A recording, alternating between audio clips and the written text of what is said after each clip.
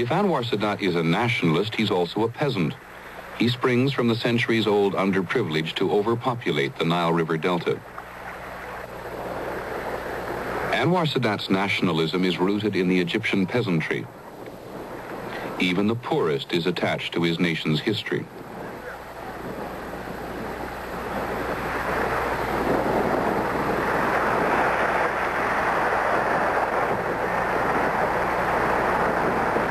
It is striking to realize that while part of Egypt is modern, much of it is the same as it was centuries ago. Transportation, tools, lifestyle. When Anwar Sadat was born on Christmas Day in 1918, his village of Mit al-Kum looked almost exactly as it does today. His father's job as a clerk had taken him to the Sudan, and Sadat lived with his grandmother. They were poor in a nation where even the richest Egyptian was one class below the resident foreigner. Sadat was one of 12 children. For several thousand years, his family and fellow villagers had been unable to escape the oppressive poverty.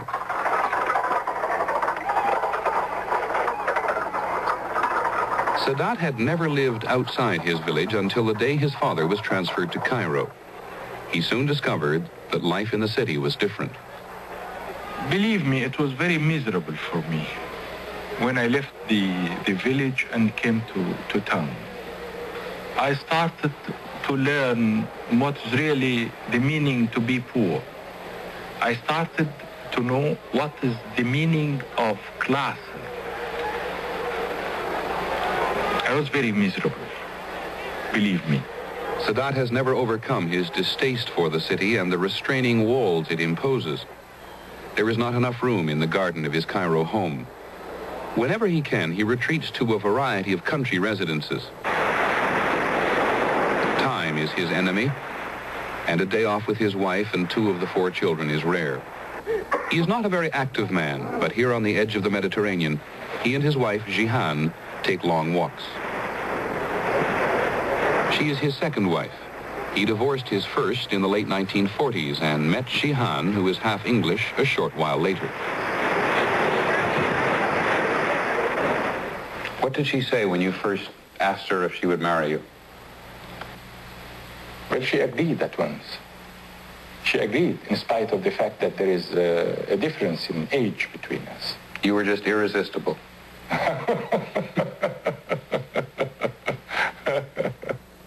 I was admiring him so much because he was very faithful to his country and loyalty to his country. The Sadats have 4 children, 2 married, 2 others, Nana and Gamal, still living at home. There is little time for the children, and they often resent it. I want him to work with me, solve my problems, you know. I like to sit with him, you know. I've been sitting with him too much because of his work. And I miss him. At home, Mrs. Sadat is the disciplinarian and usually takes the lead in family matters. Jihan Sadat is a leading Egyptian figure. She understands the real depths of the country's social problems. She worries always, but she is very kind-hearted, and she is a real help. No matter where a Muslim is, he has obligations. Whether in a mosque or in his living room, Sadat prays 5 times a day. Sadat's faith and obvious devotion to Islam has enhanced his image as a leader with other Arabs. During our visit, an afternoon in the country included a visit to his beach house. The president does not move even here without a strong detachment of bodyguards. Again, the president did little. He shuddered a little when his children raced by in their latest acquisition.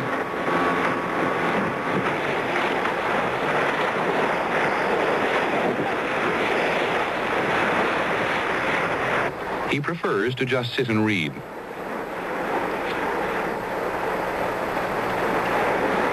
But sometimes his wife talks him into backgammon.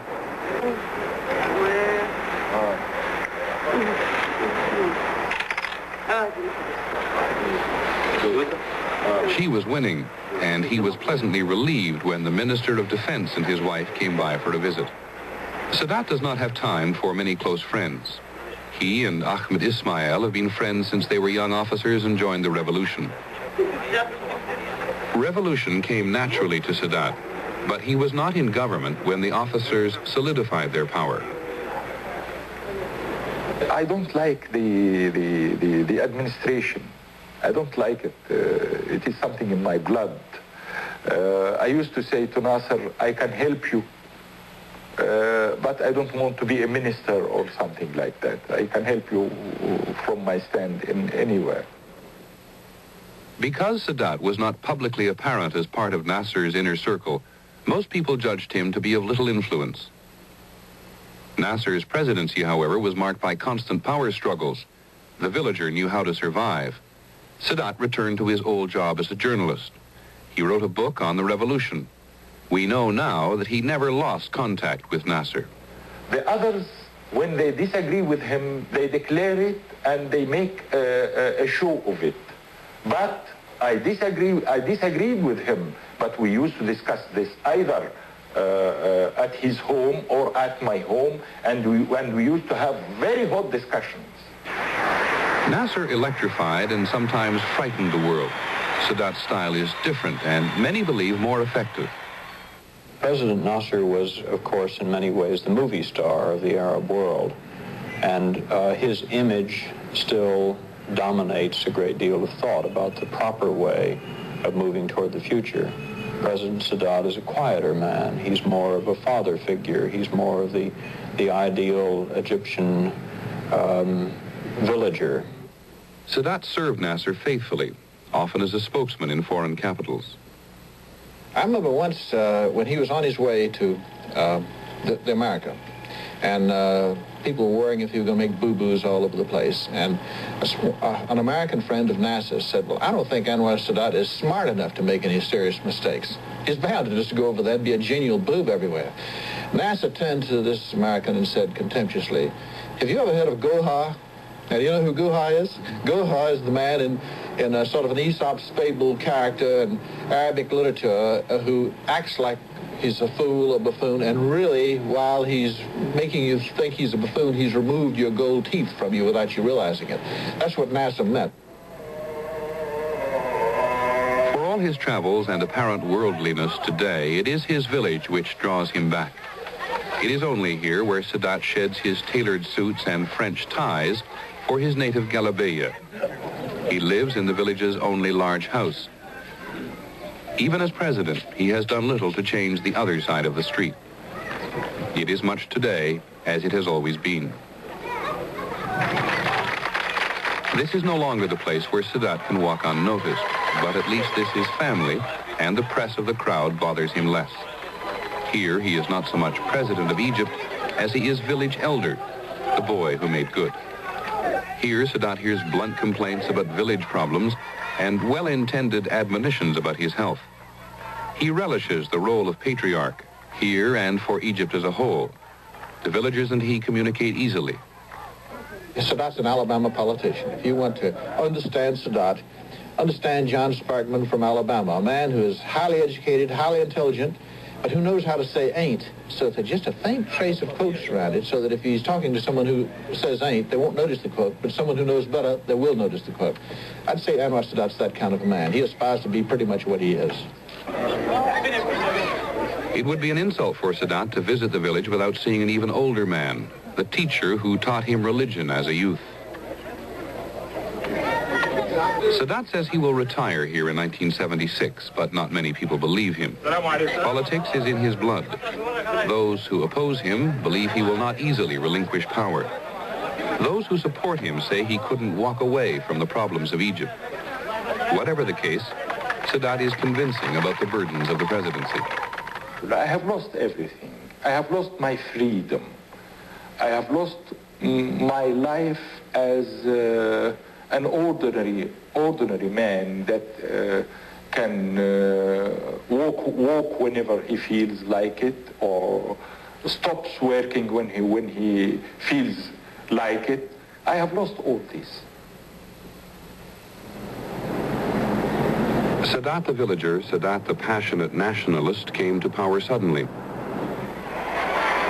Though perhaps only he felt it for certain, his emergence as an Arab leader of note began the day that Nasser died in 1970.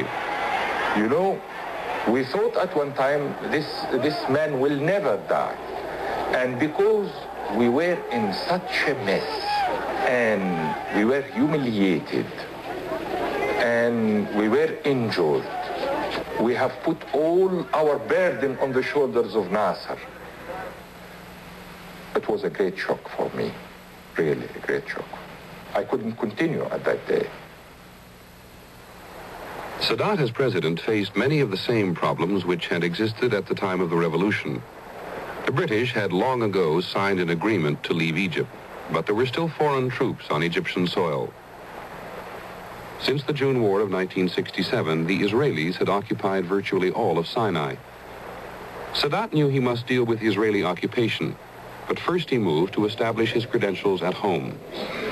After 18 years of relative obscurity, few Egyptians knew much about this man. Those who thought they did believed he was easily manipulated. I think the most difficult time was when he took power and he discovered that he was surrounded by unfaithful lieutenants who tried to use him and to make him a stamp president, not a genuine president. And I think these people didn't know Sadat. Sadat's first major crisis led to the purge of his opposition. An attempted coup led by the Vice President Ali Sabri failed almost as soon as it began. Sabri, seen here at his subsequent trial, was convicted and is still in prison. Also convicted were the Ministers of War, Interior, and Intelligence. I am very patient. I'm still a villager. I'm very patient. But I never lose my target at all. I may be patient, but at the end, I fulfill my mission. Sadat had appeared to encourage those who thought he could be used. During his first speech, he said he could not shoulder the burdens alone and that he would continue the course set by Nasser. The Egyptians loved their little political jokes, and one of favorite anecdote of mine was told shortly after Nasser's death and Sadat's succession, which is of President Sadat going out in the presidential car for a drive with the same chauffeur who had served President Nasser. And they come to a crossroads and the car stops. The chauffeur doesn't know which way to go, and he turns for guidance to President Sadat. Which way? And Sadat thinks for a few minutes and says, well, which way did President Nasser go? Oh, he always went left. Very well then, signal left and turn right. Having established himself firmly at home, Sadat faltered on the issue of Israeli occupation. I think probably as a political leader, the most critical moment came in 1972, which he had designated as the year of decision, and he failed to produce a decision. At that time, the students were bitterly against him, complaining. There were jokes about him all over the Middle East. People were laughing at him, ridiculing him. The economy was going badly, and there was no hope, no prospect of improvement. And worst of all, Sadat's diplomatic initiatives had failed completely. He felt he wasn't getting any support from the United States for an Israeli withdrawal from Sinai. He was absolutely facing a dead end. It was not my fault that I couldn't achieve this. I have agreed with the Soviet Union leaders about certain amounts of arms that would reach me before the end of the year. So, and they agreed, but they didn't fulfill. I lost a lot of my popularity, but still, the man of the street, I felt, as I told you, I feel it always, I felt that I have still the confidence of the man of the street. And then everything came on July 72 when I made my decisions to send out the Soviet experts. Sadat's decision to expel the Russians was warmly received at home. Sadat hoped that when the Russians left, President Nixon would exert more pressure on Israel for withdrawal. One of his initiatives moved through unusual channels. The former child movie star, now diplomat Shirley Temple Black, was visiting Cairo. Sadat admired her and asked her to tea. Well, near the end of our conversation, he said, I would like you to take a message from me to your president. And I said, I'll be delighted to. And he said, Shirley, please tell your president that I am the first Arab leader, the first leader in over 20 years to actively seek peace. And we want peace in this country. He was very forceful about this. He repeated it. And I said I would take the message back to the president. Mrs. Black was unable to see President Nixon or any of his aides. Finally, she left the message with Nixon's secretary, Rosemary Woods. With no response, Sadat laid his plans for the October War. The world was surprised at Sadat's decisiveness. The Israelis were surprised, even though they had seen Sadat move boldly in the first 3 years of office. You may say that every year since 71, Sadat has made one major political decision which was very bold, imaginative, and successful. In May 71, in one strike, he got rid of the top echelon of the Nasser's political structure. In July 72, he kicked out the Russians. In October 73, he launched an offensive against Israel, which at least managed to terminate the no peace, no war situation which had existed in Egypt, which had become unbearable, and gradually these type of decisions have changed his image in this country as well. Sadat maintains that his diplomatic failures left him no choice but to fight. It was aimed as a limited operation. The land was not my aim at all. I wanted only to prove to the whole world that the Israeli theory of security would collapse and we would cross the canal and we could capture the Bar-Lev line. These were my aims. Sadat himself was close to the campaign. During much of the fighting, he remained in the operations room. This is the first film ever allowed there, during a later briefing on troop status. I was in the operation room and I received the reports one by one.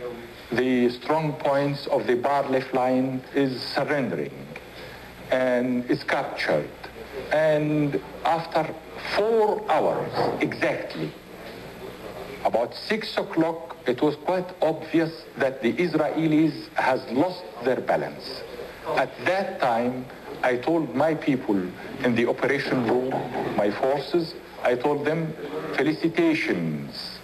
The Israelis has lost their balance. The war left Sadat as a world leader with whom other leaders had to contend. President Nixon came to call. Sadat was now critical to peace or war. Henry Kissinger trekked to his door. Sadat believes in Kissinger.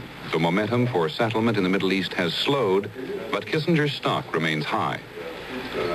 We have a very cordial relationship, and we have based it up to now on speaking very frankly with each other. He tries to explain to me what his concerns are.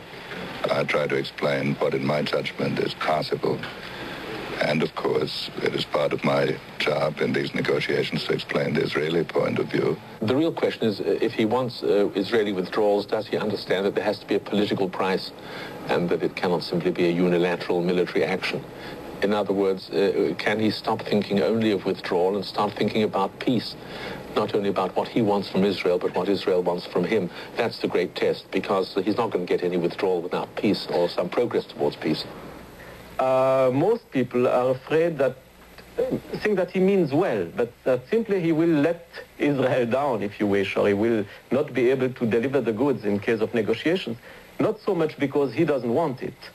He seems to wish for some kind of settlement, but because the ties between Egypt and Syria, or between Egypt and the Palestinians, whatever it means, between the obligations that Egypt feels towards the remnant of the Arab world.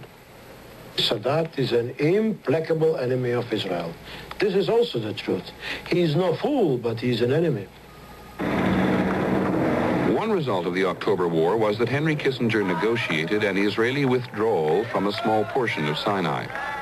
A year after the war, we went to Sinai with Sadat.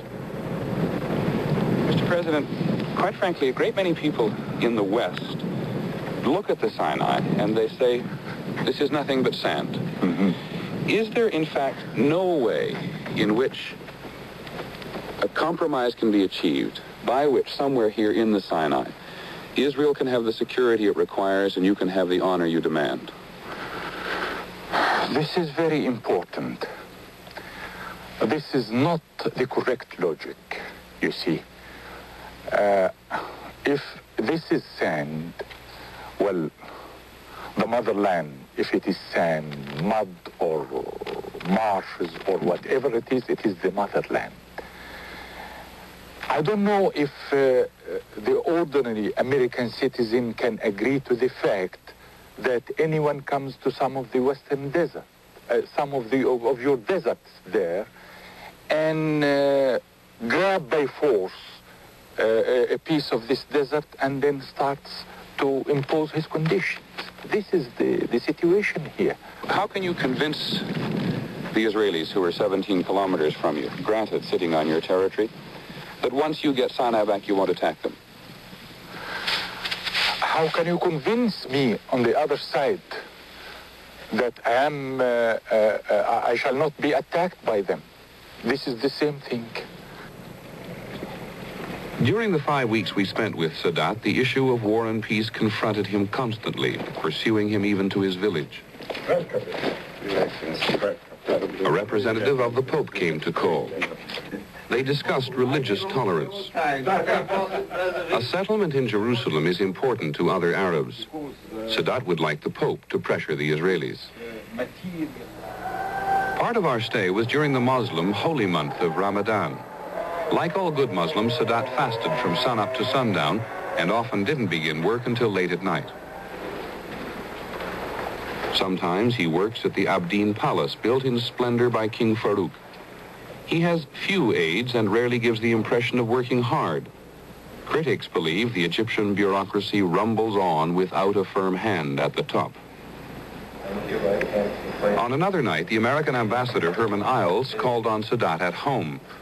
The president often works here. He has the reputation of being a good listener and a persuasive talker. On any given night, the meetings reflected the effort for peace and the contingency for war.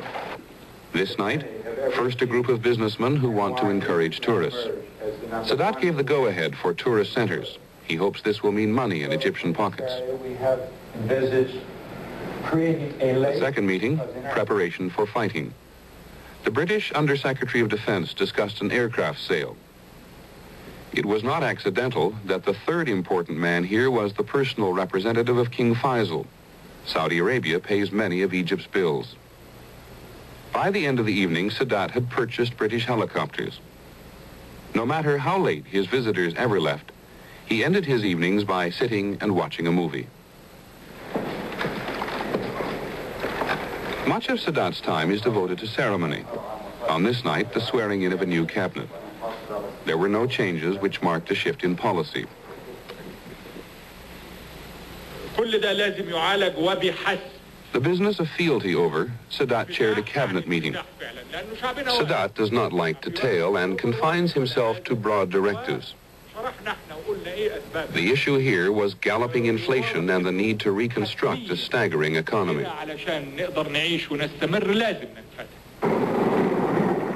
Nowhere is reconstruction needed more than in the Suez Canal area.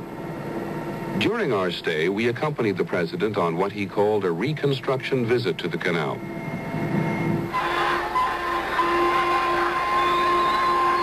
Sadat does not travel to learn the hard facts. Those he can gather at home. The trip was intended to raise morale.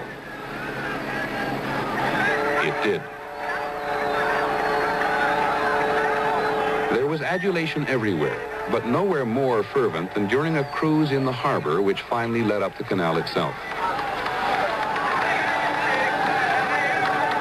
The more effort Egypt puts into building here, the more encouraged are the Israelis. If he reconstructs the canal area and opens the canal and puts hundreds of thousands of people back there, that indicates that he's not going to be very anxious to get them bombed out again. That's therefore a great index of whether he sees the peaceful option is available. And in the measure that he is putting people back in the canal and preparing to open it, that is a promising sign, an indication that the disengagement agreement is not simply a passing episode, but a possible step leading towards an unfreezing of the conflict. During our stay with Sadat, he left the country only once to attend the Arab Summit meeting in Morocco. There, he was one of 20 Arab leaders, albeit a major one. He and King Faisal represent the Arab moderates. There were others there, less accommodating. At his borrowed villa outside Rabat, he tackled immediately the summit's #1 issue. How should the battle between King Hussein of Jordan and the Palestinians be resolved? Hussein and the Palestinian leader Yasser Arafat came to pay court. Hussein wanted to speak for Palestinians inside Jordan. Arafat wanted to speak for Palestinians living everywhere. You see, we are cooperating together. And as we have mentioned, there are 3 partners: Egyptians, Syrians, and the Palestinians. The summit voted for Arafat, which was a defeat for Hussein and not the compromise Sadat would have preferred. Sadat did have the power to stop a Syrian move which would have aborted the American peace initiative in the Middle East. In a moment, we'll ask the president how the region has changed since the heads of state met. Sadat, Action Biography, will continue after this message.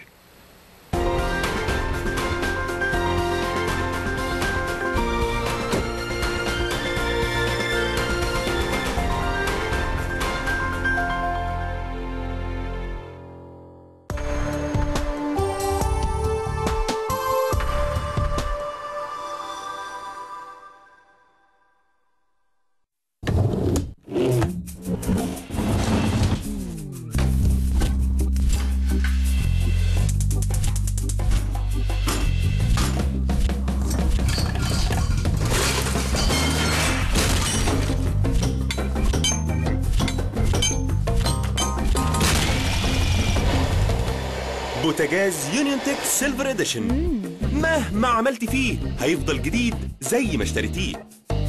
مكونات ستانلس، حامل اواني زهر، تايمر ديجيتال، مانع لتسرب الغاز. عادي كله. بوتاجاز يونيون تك سيلفر اديشن، اجمد ودايما اجدد من يونيون اير جروب. مستعدين؟ ايوه. هجوم من الميجا بايتس المجانيه مع اتصالات USB مودم الكارت، اسرع انترنت واوسع تغطيه، وكمان مشحون ب 50 جنيه رصيد هديه تدخل بيه على النت في ساعتها ومن قبل حتى ما تشحن. اتصالات، دلوقتي وقتها.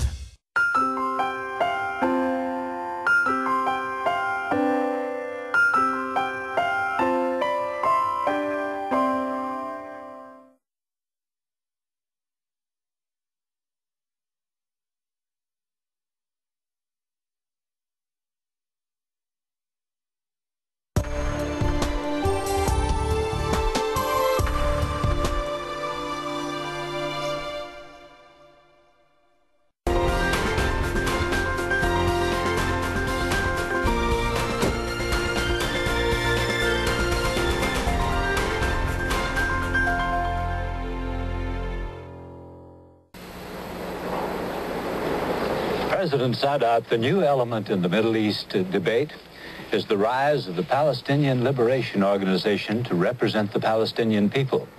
Now, Mr. Arafat has said he is in favor of a Palestinian state containing a Jewish minority, but that would mean the dissolution of Israel. You've indicated that you're willing to accept an Israeli state. How do you compose the difference between you and Arafat? If I am a Palestinian, I should say what Arafat says. It is their problem. But for me, I have stated my views, and the mere acceptance of the resolution 242 means that I accept Israel as a fact. Sir, in the year since the October War, you and Egypt have gained little else than a minor disengagement on the Sinai. That, I know, is not the accomplishment you expected when the war ended. Quite right. Quite right. I should have liked that more progress would have taken place, but I am a man of realities. I don't dream. And I hope in the next 3 months, as I told you, we can speed up the momentum of the whole thing. Are you, as President of Egypt, and is your nation prepared to live in peace with an Israel which does not expand beyond the 1967 borders? I'm ready for a peace agreement with Israel. And this is valid up till this moment. I said much more than this. Let us do our best to end the state of belligerency that has already taken more than 26 years between the Arabs and the Israelis.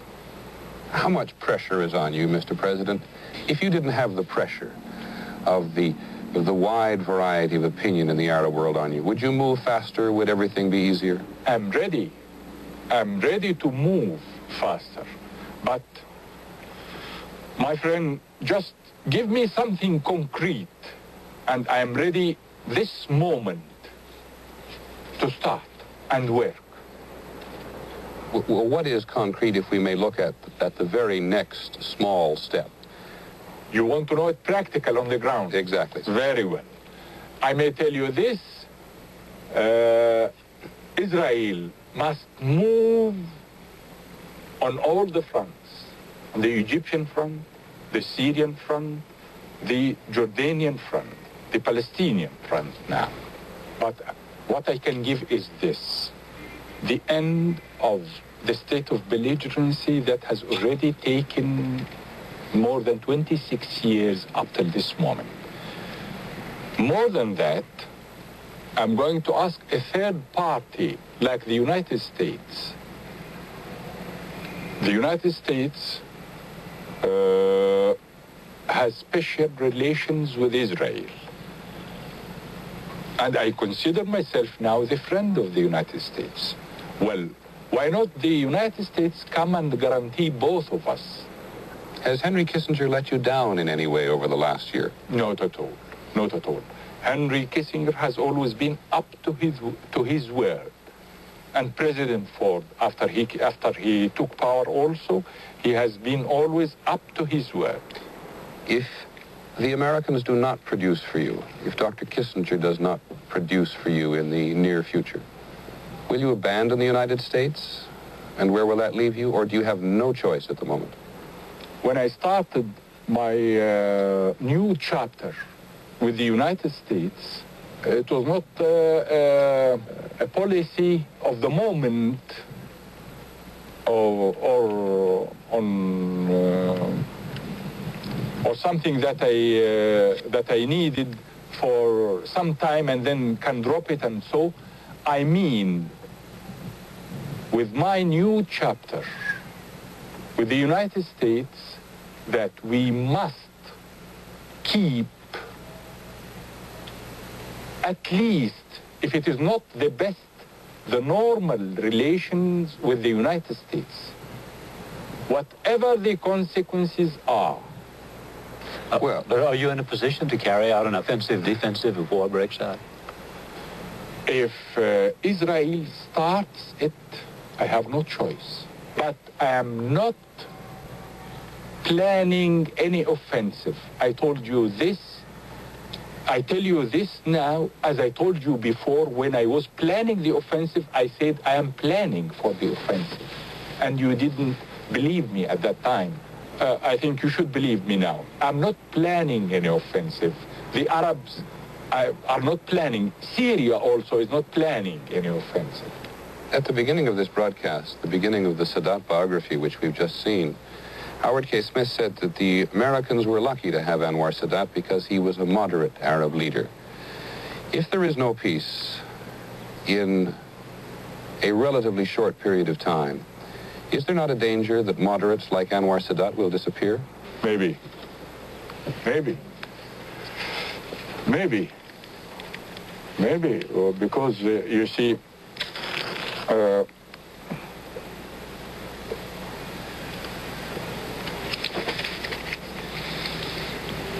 our people all over the Arab world are starting to feel frustration. But I think, and I'm sure also, that the United States can play the main role in keeping the momentum and in achieving peace in this area because, frankly speaking, all the cards are in the hands of the United States. Thank you, Mr. President. Thank you very much, President Sadat. Sadat Action Biography.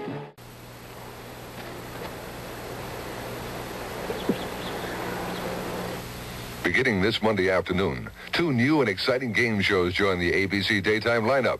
Big money rides on the roll of the dice on The Big Showdown with host Jim Peck at 2:30, 1:30 Central. Later, you've got to think fast and move fast to be a winner on The Money Maze, Monday at 4, 3 Central here on ABC.